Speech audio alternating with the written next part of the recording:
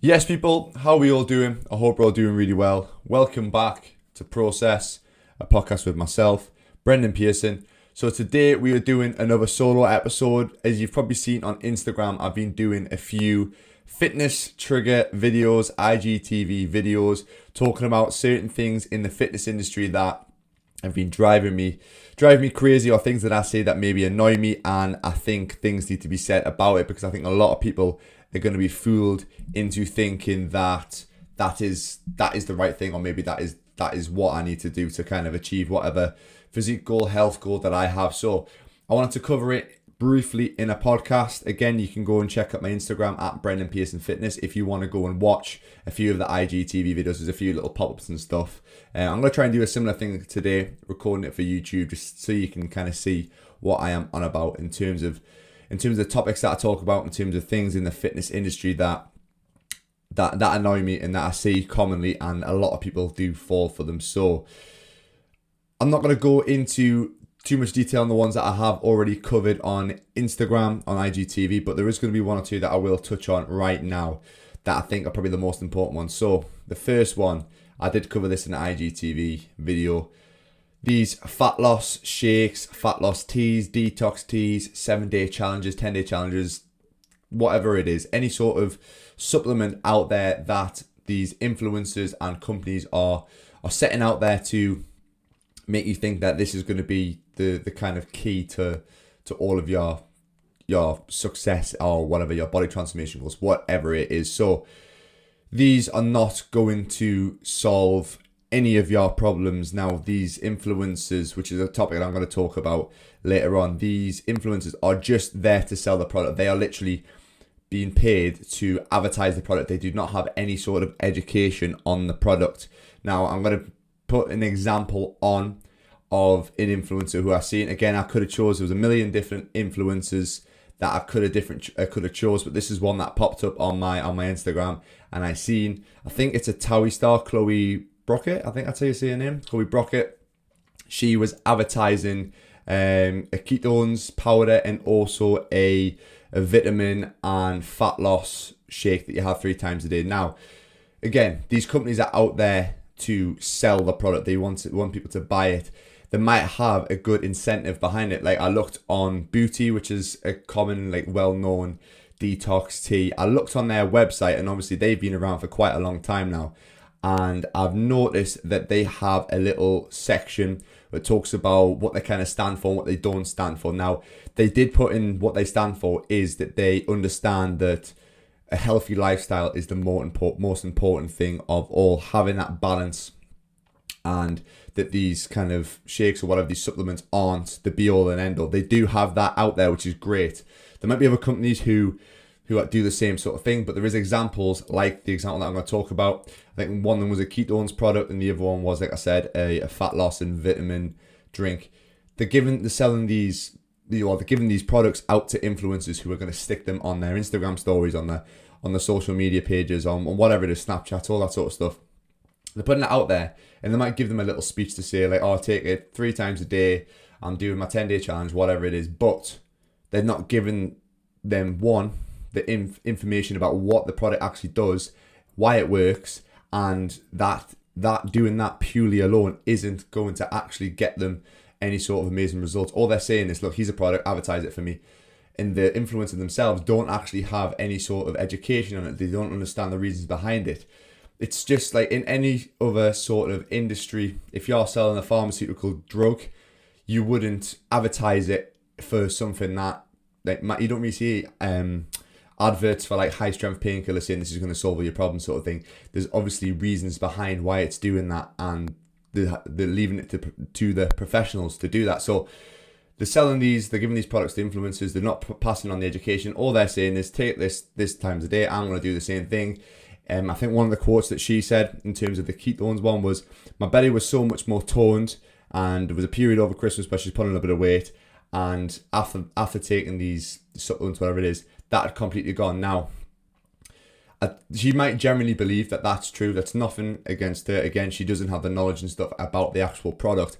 However, people who are following these influencers, just as this example, people who are following these influencers are going to be thinking, wow, this is going to solve all my problems. If it's to happen to her, then it's going to happen to me.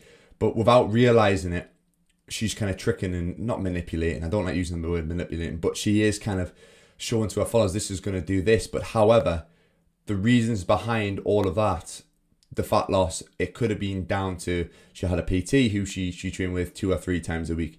Everything else in a diet, maybe she dropped into a calorie deficit, which again we know is it is the reason how to lose body fat. She might have been doing all that, but supplementing with this supplement, she might have thought, actually this is doing it all.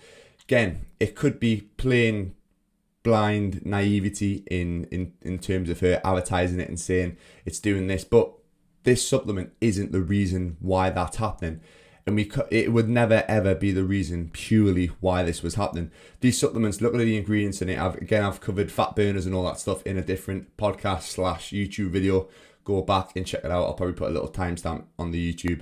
So looking at those supplements and the ingredients, all they are there to do is reduce your appetite, make you feel a little bit more full, ever so slightly, like if there's caffeine or green tea extract in it, ever so slightly increase your heart rate, because the caffeine obviously increases your heart rate, but it's not gonna be the reason why you're losing loads of fat. If you're eating the exact same diet, say you went from a diet and you are a few stone overweight, if you go from that diet, keep the diet exactly the same, but integrate a supplement, a fat loss supplement, a gel or whatever it is, that is, nothing's going to change whatsoever, like at all in terms of your body. The reason that things are going to change is increasing your expenditure, reducing your calories, and trying to build muscle through resistance training and exercise. That's how changes are made, not by introducing supplements that are going to do it also. No. Again, back to the point, it could be the influencers generally just being naive and not understanding the reasons behind stuff, like a lot of the general public are. They are kind of naive about these sort of stuff, and they hear something from an influencer who has a lot of followers, which obviously these days kind of gives them a little bit of authority in the world. It's the way that the world is now, but that's not true. The facts that they're putting out are not true. That is not the reason why they are losing all of that body fat or building loads of muscle, whatever they're saying. So just be careful, again, if you are listening to this or you are someone who follows these social media influencers, reality TV stars, remember they are not educated in the supplement, training, fitness industry. They are not educated in that background. They don't have a background from it. So maybe question some of the things that they're putting out. And also remember, these supplements, again, aren't on everything. So again, back to the point that I briefly brought up before, which was education. Education is the only way that we can kind of stop these influencers accidentally or not accidentally trying to sell these supplements for companies. Obviously they're getting paid a lot of money. If you're getting offered a few grand to stick something on your story about a supplement and stuff, like, I've got nothing against that at all. If you need the money, you need the money at the end of the day. However, educating, so hopefully videos like this actually do help. There's obviously some great people out there who are providing good content, good knowledge on this subject. But again, this is why I'm trying to talk about the subject, because the more people that understand that these supplements, and more people that save their money and put the money kind of into more beneficial things, like a good coach, like good nutrition, good quality foods, maybe a good nutrition plan, whatever it is, rather than spending money on all of these supplements, maybe learning that, you know what, the supplements, they're there to supplement a healthy diet, healthy lifestyle. I haven't got that lifestyle and that diet in place, or my training routine in place. I'm going to invest into something else. I'm going to invest maybe in a book. I'm going to invest in something online, like an online course or whatever it is. I'm actually going to invest my knowledge and educate myself rather than going for these supplements. And then again, back to the point, education. It's educating that, understanding that these supplements aren't going to be the be all and end all and the reason for fat loss or anything like that. So I'll probably just recap myself a few times on that. But that's the point. That's one of the things that I do see that really annoys me. It is those things. It's like everybody wants that red magic pill that's going to make them rich, make them good looking, make them skinny, make them build muscle, whatever that dream is. Everybody wants a short fix. It's like the same thing. I had done a podcast the other day with a trader. Everybody wants the short term income. And he says, if you want to do trading, you've got to commit to it and either play the long game or dedicate a lot of time to the game. So it's not as if you can make money like that. It's going to be patient. Same with losing body fat, same with building muscle. You can't copy someone's training plan, copy someone's diet, and expect to look like them in 6 months. No, it takes years and years and years of doing that. So just education is something that I'm trying to push a lot. Again, reasons why I'm doing this podcast. So brings me on to my next topic about online coaches, and again, influencers. Now, there is some great online coaches, some great people on Instagram, great one-to-one PTs out there. However, there is some people who are horrendous, do not have the knowledge, and they maybe have a big following. Again, similar to like the topic on the fat loss shakes and stuff. They maybe have like a big following, have a lot of people who look at the stories, look at their Instagram, maybe follow them consistently. But they are putting out exercise routines, certain exercises that, first of all, the form could be absolutely horrendous. I've seen some videos of like core exercises, squatting technique, and some HIIT workouts, which again was a topic I've talked on my IGTV about. Some workouts that could be dangerous. If the techniques, if you're demonstrating bad techniques and you've got 1 million followers, that could be potentially 1 million people who are trying to copy your technique and it's not on point. And again, second thing about if you're someone like an influencer who's got loads and loads of followers, you could be putting out a training program which you commonly see, or some sort of 30-day challenge or whatever gimmicky sort of thing you can think of. You see these influencers putting these things out and they're not qualified personal trainers. They're not educated. They don't have the knowledge. But they're putting these programs out and they're getting maybe hundreds of thousands of people actually investing their own money in this program because of who this person is. Now that's one, wasting a lot of people's money, because realistically they're not going to get any sort of results because maybe the influencer doesn't understand anything to do with exercise technique, anything to do with progressive overload, anything to do with how to implement a good training routine, nutrition routine, whatever it is. They're providing this fake knowledge, I'll maybe call it, just because they can, because they have that influence on people. They can affect a lot of people.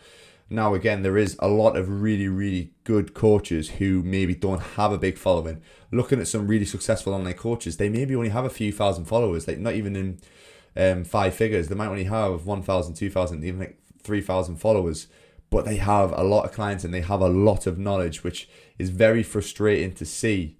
The effort and the knowledge that some people have compared to some of these influencers who do have a large following, or maybe not even influencers. There is some really shit PTs out there, online coaches, who maybe look good on Instagram. They're constantly putting out workout videos from home. Again, could be with really bad technique. It could be kind of pointless pointless HIIT exercises, I should say, HIIT workouts that, yes, you're going to get you moving, but is there any sort of benefit apart from just expending calories? Is it teaching the fundamentals of trying to achieve a very good physique? Is it implementing progressive overload? Is it implementing any sort of resistance training? Is it implementing a calorie deficit or calorie surplus? Is it implementing a good routine, good structure into someone's life? No, it's probably just putting workouts out there because they look good on Instagram. Maybe they've got a few graphics pop up. They've got a mate who's decent with a laptop and they can put something together, if you get what I mean. So it's more about, these days as well on social media, a lot of time the successful people are the ones who look good rather than the ones who have the knowledge. I know some very knowledgeable people who maybe aren't great on social media. They don't know how to market. They don't know how to make their page look aesthetically pleasing, which doesn't get the followers in, which really frustrates me. There's nothing too much that we can do apart from kind of point the good coaches out, as annoying as it is, because if they're not putting the content out, if they're not putting the time into that, and then maybe not something that they're not so good at, then it's kind of their own bad in terms of that. But then it leads to these people who do have large followings and maybe don't have as much education. They're the ones who are taking over and providing all the knowledge and have the larger client base. So that's something that really frustrates me. So just be careful who you follow. And there is some really good online coaches out there. If I say a few off the top of my head, I'll end up missing a few. But the likes of Brett Contreras, he is very knowledgeable in terms of especially female training. Don't know how much online coaching he actually does.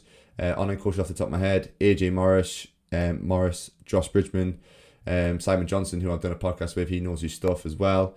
just look at the not only the results, because sometimes the results can be photoshopped and there can be some good lighting involved in that, but look at the quality of the service. Maybe do they offer consultation calls? Maybe have a look at client reviews. Maybe even try the process yourself and see, do you actually get the service that you want?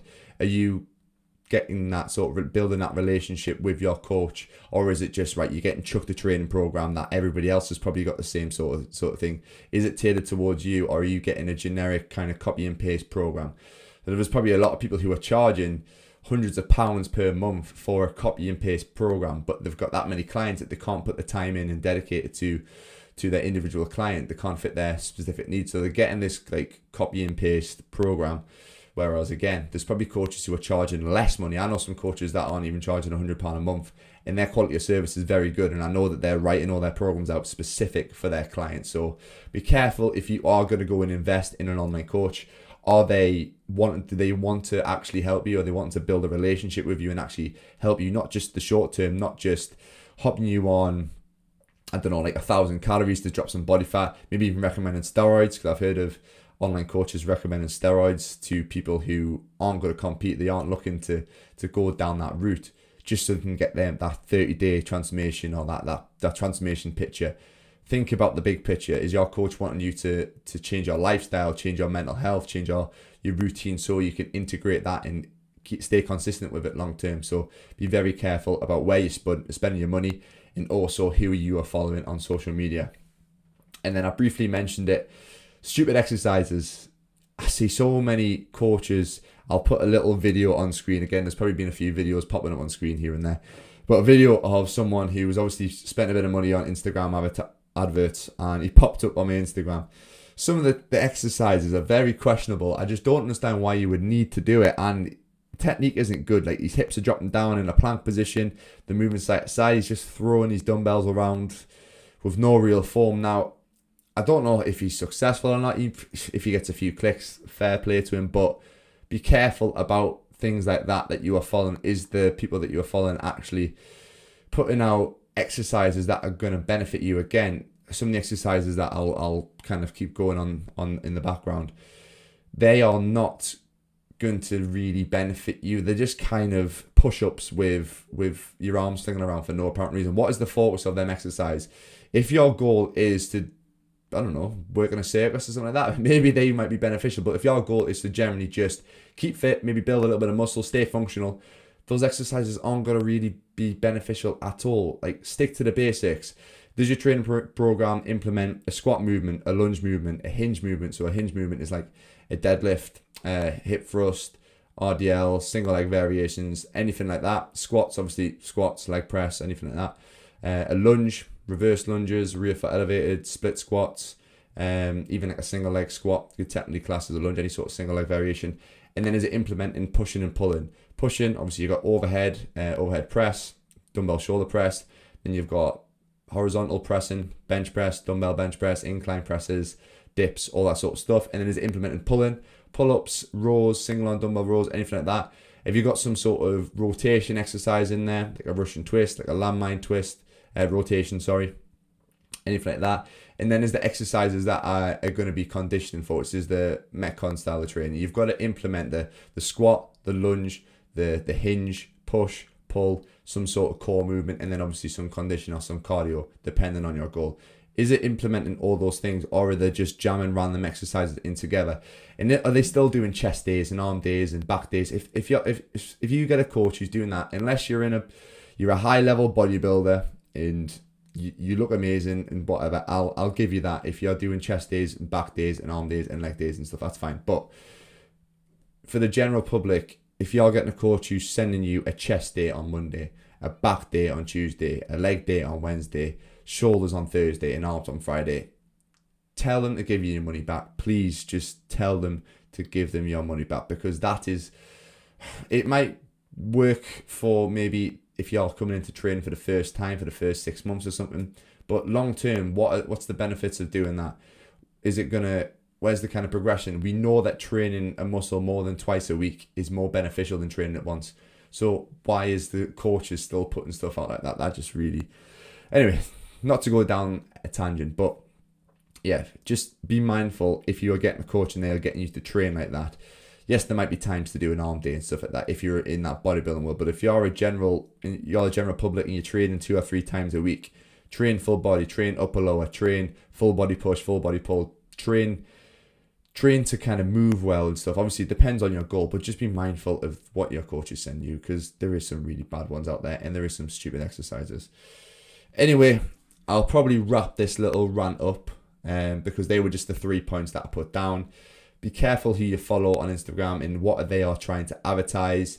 Obviously, there is going to be some influencers out there who are just advertising products because the companies message them, offer them a few £100 or £1,000 or something to advertise a product on the story. They've got no knowledge, no education, no background. They don't understand the product. They don't understand how to lose fat. They don't have any sort of knowledge in fitness in general. They're just advertising this product, getting told what to say, and some of the stuff is complete shit. Let's be honest.